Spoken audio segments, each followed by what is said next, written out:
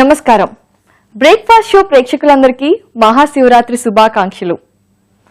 మనోబుద్ధ్యహంకార చిత్తాని నామం నజశ్రోత జిజ్ఞేన చక్రాన నేత్రే నజస్యో న భూతే న తేజో న వాయు చిదానంద రూప శివోహం శివోహం. శివరాత్రి నాడు మనమందరము ఆ హరుని ధ్యానిస్తాము, జాగారం చేస్తాము, ఉపవాసం చేస్తాము. ఇవన్నీ ఆ హరుడి ఆశీర్వాదం కోసమే. మరి ఈ హరుడి పూజ, మీరందరూ చేసే హరుడి పూజ నిరాటంకంగా సాగాలని కోరుకుంటూ మరొకసారి మీకందరికీ శివరాత్రి శుభాకాంక్షలు. మరి ఈ శివరాత్రి సందర్భంగా అందరం ఉపవాసం చేస్తాం కదండి. మరి పొద్దున్నుంచి సాయంత్రం వరకు ఉపవాసం చేసి ఆ శివుణ్ణి పూజించిన తర్వాత సాయంత్రం పూట మనం భోజనంలో ఏదైనా చల్లగా తింటే చాలా హాయిగా ఉంటుంది. అందుకని చెప్పి ఈ రోజు మన బ్రేక్ఫాస్ట్ షోలో నేను చూపించబోతున్న వంటకం ఏంటి అంటే అటుకుల దద్దోజనం. ఉపవాసం చేసిన తర్వాత సాయంత్రం ఇది కనుక తింటే కడుపంతా చల్లగా అలాగే హాయిగా ఉంటుంది. మరి అటుకుల దద్దోజనం ఎలా తయారు చేయాలో చూద్దాం.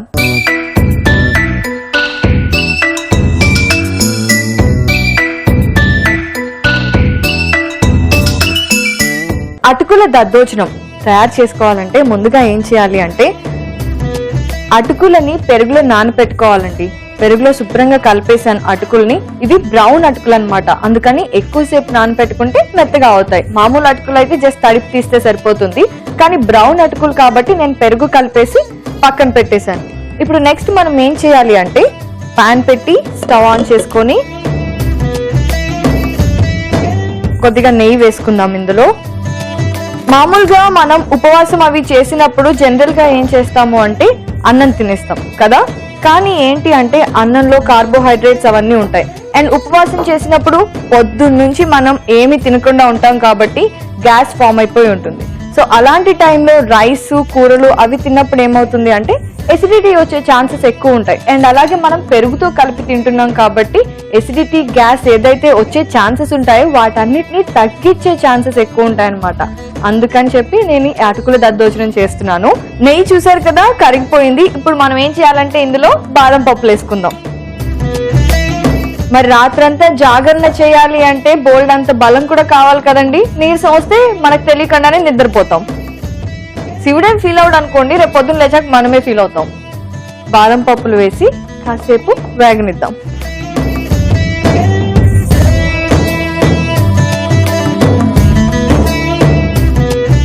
ఆ తర్వాత ఇవి వేగుతూ ఉండగానే మనం నెక్స్ట్ ఏం వేద్దాము అంటే పిస్తా.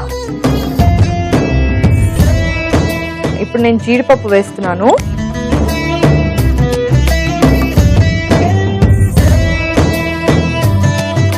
మన జీడిపప్పు కూడా వేగిపోతున్నాయి. ఇప్పుడు మనం ఏం చేద్దాము అంటే కిస్మిస్ వేసేసుకుందాం.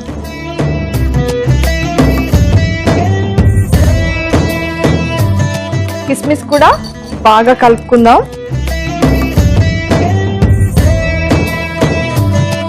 సరే అండి, ఇవన్నీ వేగిపోయాయి కాబట్టి ఇప్పుడు నేను స్టవ్ ఆఫ్ చేసుకుంటున్నాను. ఇవి చల్లగా అయ్యేదాకా మనం వీటిని పక్కన పెట్టుకుందాం. ఇప్పుడు నెక్స్ట్ ఏం చేద్దాము అంటే ఇంకో పాన్ తీసుకొని స్టవ్ ఆన్ చేద్దాం. ఓకే, ఇప్పుడు ఇంకొద్దిగా నెయ్యి ఇందులో వేసుకుందాం. ఇది కూడా కరగాలి కదా, కాస్తంత టైం పడుతుంది మనకి.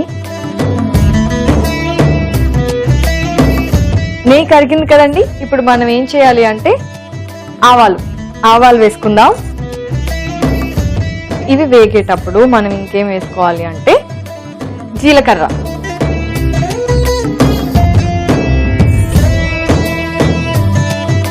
ఇది కూడా బాగా వేగుతున్నాయి కదా. ఇప్పుడు మనం ఏం వేసుకుందాము అంటే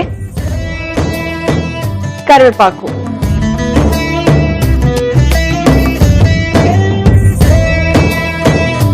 చూసారా, బాగా వేగిపోతున్నాయి. ఇప్పుడు మనం ఇందులో ఎండుమిరపకాయలు వేసుకుందాం.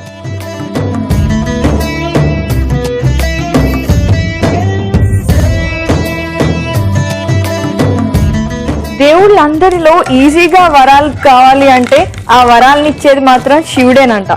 ఊరికే ఆయన కరుణించేస్తాడు. తెలుసు కదా మీకు కూడా స్టోరీ. ఎండుమిరపకాయలతో పాటు ఇప్పుడు మనం కొద్దిగా ఇంగువ వేద్దాం.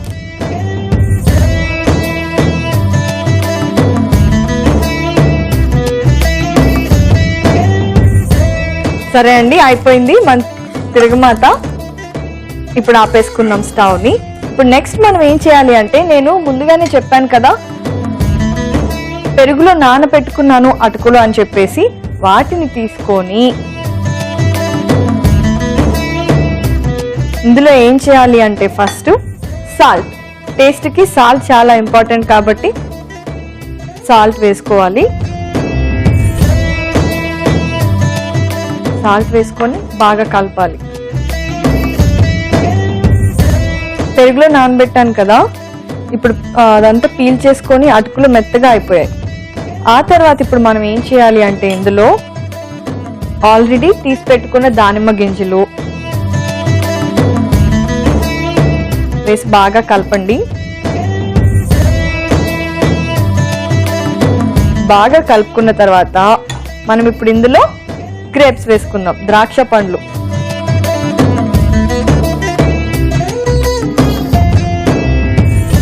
గ్రేప్స్ వేసుకొని బాగా కలిపిన తర్వాత నెక్స్ట్ నేను ఏమైపోతున్నాను అంటే, పైనాపిల్ చక్కగా ముక్కలు చేసి పెట్టుకున్నాను, అవి వేస్తాను. వీటన్నిటిని బాగా కలుపుకోవాలండి. మరి నేను ఇవన్నీ బాగా కలుపుకుంటూ ఉంటాను. నేను ఈ పండ్ల ముక్కలన్నీ చక్కగా మన అటుకుల దద్దోజనంలో కలిపేశాను. ఇప్పుడు నెక్స్ట్ మనం ఏం చేయాలి అంటే, ముందు నెయ్యిలో మనం డ్రై ఫ్రూట్స్ అన్ని వేయించుకొని పెట్టుకున్నాం కదండి, అవి వేసేద్దాం.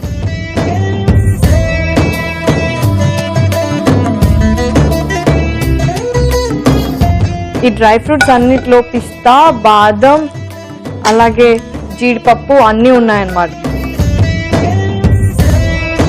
ఇంట్లో నాకు రాలేదని వెతుక్కొని తింటారేమో. వీటిని కూడా బాగా కలపాలి.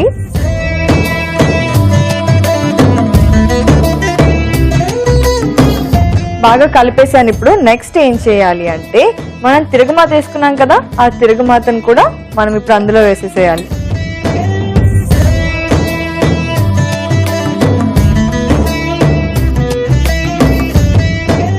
ఇప్పుడు చక్కగా కలిపేసుకుంటే మన అటుకుల దద్దోజనం రెడీ అయిపోయినట్టే.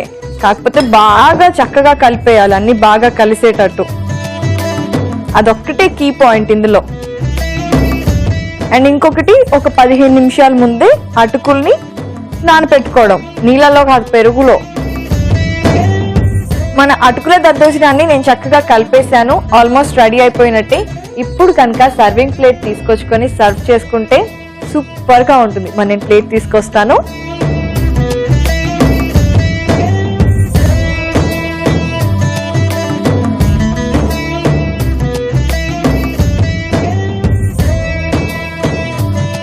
చూస్తున్నారా ఎంత బాగుందో, శివరాత్రి స్పెషల్. ఇప్పుడు మనం ఏం చేయాలి అంటే, అవును ఎప్పుడైనా సరే ఉపవాసం చేసిన తర్వాత మనం తినబోయేది ఏదైనా సరే అది శివుడికి నైవేద్యంగా పెట్టాలి కదండి, అందుకే అన్నమాట. ఆయన పాపం ఏం పెట్టినా తింటారు, అందుకే నేను అటుకుల దద్దోజనం పెడుతున్నా.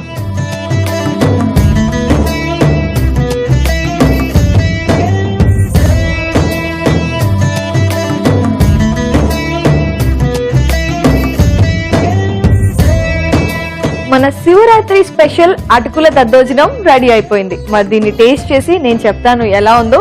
దానికంటే ముందు దీనికి కావాల్సిన పదార్థాలు ఏంటో, తయారు చేసుకునే విధానాన్ని ఏంటో చూసేయండి. అటుకుల దద్దోజనంకి కావలసిన పదార్థాలు: బ్రౌన్ అటుకులు 1 కప్పు, ఉప్పు తగినంత, పెరుగు 2 కప్పులు, నెయ్యి 3 టేబుల్ స్పూన్లు, జీలకర్ర 1/2 టీ స్పూన్, ఆవాలు 1/2 టీ స్పూన్, ఎండుమిర్చి 4, ఇంగువ కొద్దిగా, కాజు 6, బాదం 6, పిస్తా 6, కరివేపాకు కొద్దిగా, కిస్మిస్ 5, పైనాపిల్ 1 కప్పు, దానిమ్మ గింజలు 1/2 కప్పు, ద్రాక్ష 1/2 కప్పు.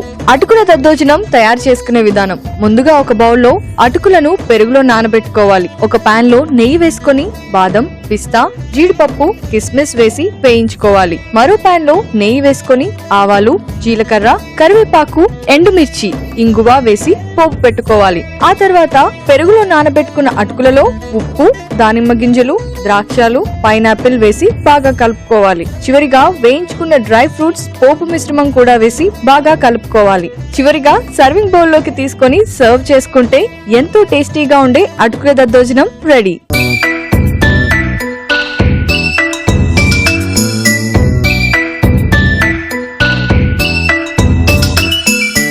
అటుకుల దద్దోజనానికి కావలసిన పదార్థాలని తయారు చేసుకునే విధానాన్ని చూస్తారు కదండి. ఇప్పుడు నేను టేస్ట్ చేసి ఎలా ఉందో చెప్తాను.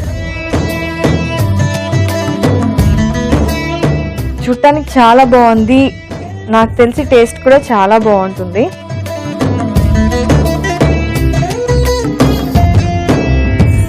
శివరాత్రి రోజు ఉపవాసం తర్వాత తినడానికి ఏదైనా చక్కటి ఫుడ్ ఉంది అంటే అది ఇదే అని నేను చెప్తాను. టేస్ట్ అదిరిపోయిందండి. అండ్ మనకి జీడిపప్పు, బాదం పప్పు అవన్నీ వస్తున్నాయి. అండ్ అలాగే పండ్ల ముక్కలు తగులుతున్నాయి. పెరుగు కూడా ఉంది. సూపర్ ఈజీ కూడా చేసుకోవడం కాబట్టి మీరు తప్పకుండా చేసుకొని ఇది తిన్న తర్వాత ఒక హాఫ్ అన్ అవర్ 1 అవర్ ఆగి అప్పుడు మీకు ఇష్టమైన గారెలు, బూరెలు, పులిహార అన్ని తినొచ్చు అనమాట. మరి ఈ రోజు శివరాత్రి స్పెషల్ బ్రేక్ఫాస్ట్ షోలో నెక్స్ట్ నేను చూపించిపోయే వంటకం ఏంటి అంటే బొప్పాయి హల్వా. ఎలా తయారు చేయాలో నేను చూపిస్తాను, మీరు కూడా చూసి నేర్చుకోండి.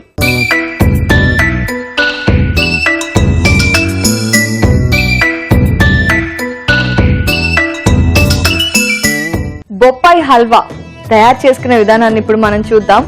జనరల్ గా చాలా మంది ఉపవాసాలు అవన్నీ చేసినప్పుడు ఫస్ట్ తినే ఐటమ్ స్వీట్ తింటే చాలా ఇష్టపడతారనమాట. ఎక్కువగా అదే ప్రిఫర్ చేస్తారు కూడా. అందుకని చెప్పి నేను ఇది చేసి చూపిస్తున్నాను మీకు. సో ముందుగా స్టవ్ ఆన్ చేసుకొని కాస్తంత నూనె వేసుకోవాలి.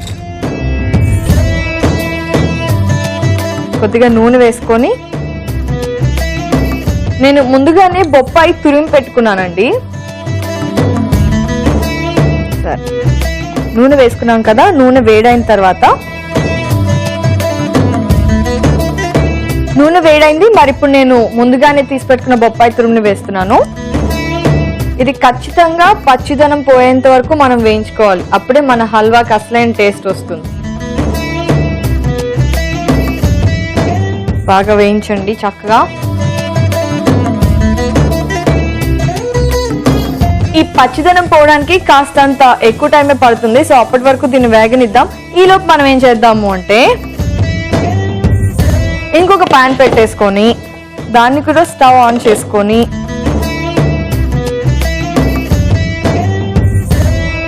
కాస్త నూనె వేసుకుందాం.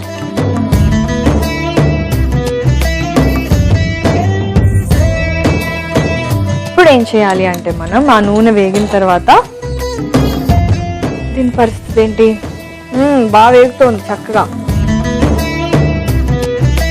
ఇక బొప్పాయి స్పెషాలిటీస్ గురించి నేను చెప్పాల్సిన పని లేదు కదండి. అందరికీ తెలుసు దాంట్లో ఎంత న్యూట్రిషన్ ఉంది అనేది. వాల్నట్స్ తీసుకున్నాను. ఇప్పుడు వాల్నట్స్ వేస్తున్నాను నేను అందులో. లేదు మీకు ఇంకేదైనా సరే డ్రై ఫ్రూట్స్ కావాలన్నా కూడా అవి కూడా వేసుకోవచ్చు. వీటిని కూడా వేగనివ్వాలి.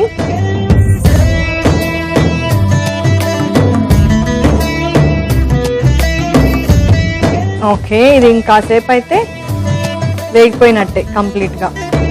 మనం ఏం చేయాలంటే వాల్నట్స్ తో పాటు జీడిపప్పు కూడా వేసుకుందాం.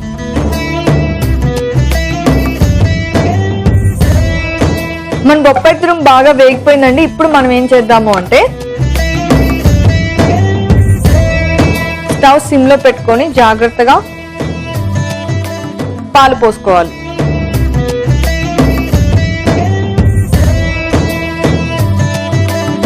పాలు పోసుకొని బాగా కలుపుకోవాలి. తర్వాత మనం పంచదార వేసుకోవాలి. ఇప్పుడు నేను పంచదార వేస్తున్నాను. జనరల్ గా ఎప్పుడైనా సరే అంటే ఉపవాసాలు చేసినప్పుడు అలాంటివి చేసినప్పుడు అంటే ఎక్కువ టైం తినకుండా ఉన్నప్పుడు కానివ్వండి, లేదంటే ఉపవాసం చేసినప్పుడు కానివ్వండి, ఈ బొప్పాయి కానీ గుమ్మడికాయ కానీ ఇలాంటి వాటిలో ఏంటి అంటే ఫైబర్ కంటెంట్ ఎక్కువ ఉంటుంది. అలాగే వాటర్ కంటెంట్ కూడా ఎక్కువ ఉంటుంది అన్నమాట. అలాంటి టైంలో ఇలాంటి ఫ్రూట్స్ తినడం కానీ లేకపోతే ఇలాంటి ఫ్రూట్స్ తో చేసిన వంటకాలు తినడం వల్ల వాటర్ కంటెంట్, ఫైబర్ కంటెంట్ అవన్నీ మన బాడీలోకి రిలీజ్ అయినప్పుడు వెంటనే ఎనర్జీని ఇస్తాయి. అందుకని ఇలాంటివి ప్రిఫర్ చేయాలి. సో మన డ్రై ఫ్రూట్స్ ఆల్మోస్ట్ వేగిపోయాయి. ఇప్పుడు స్టవ్ ఆఫ్ చేసుకోవచ్చు. సో ఇప్పుడు ఇదంతా దగ్గర పడాలి. ఈ దగ్గర పడేలోపు మనం ఇంకొక చిన్న పని చేయాలి. అదే ఇలాచీ పౌడర్ ఉంది నా దగ్గర. నేను ఇప్పుడు ఇలాచీ పౌడర్ని కూడా వేస్తున్నాను. బాగా కలిపేసి ఇది దగ్గర పడేంత వరకు కలుపుతూ ఉండాలి.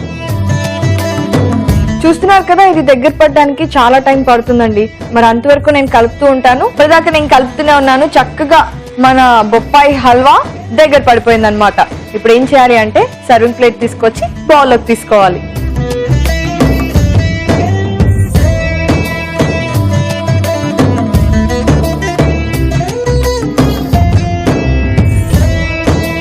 ఒకసారి బాగా కలిపేసుకొని ఇప్పుడు స్టవ్ ఆఫ్ చేసేసుకొని ప్లేట్లోకి తీసేసుకుందాం.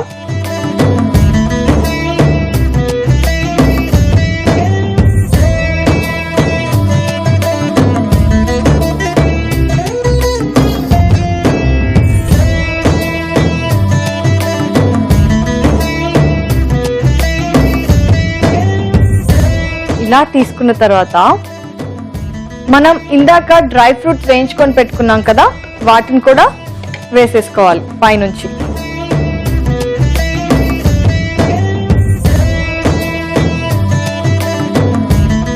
ఇప్పుడు మనం ఏం చేయాలి అంటే పైనుంచి కాస్తంత నెయ్యి వేసుకున్నాము అంటే మన బొప్పాయి హల్వా అదిరిపోయినట్టే. అందుకే నెయ్యి వేస్తున్నాను. చూస్తున్నారు కదా మన బొప్పాయి హల్వాని. చూడటానికి ఇంత బాగుంది, టేస్టింగ్ కి ఎలా ఉంటుంది అనుకుంటున్నారా?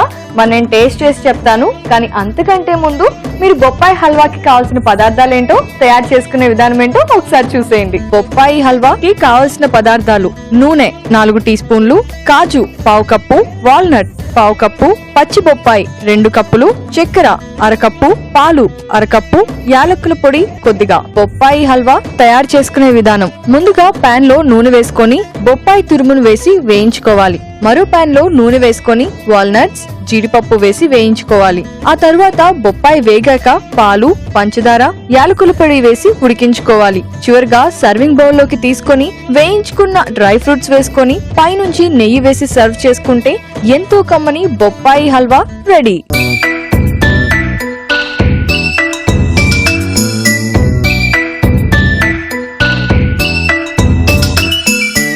బొప్పాయి హల్వాకి కావాల్సిన పదార్థాలని తయారు చేసుకునే విధానాన్ని చూశారు కదండి.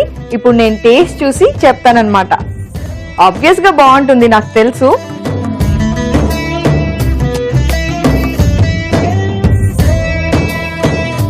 చాలా చాలా చాలా బాగుంది. తప్పకుండా ట్రై చేయండి ఈ శివరాత్రి రోజు.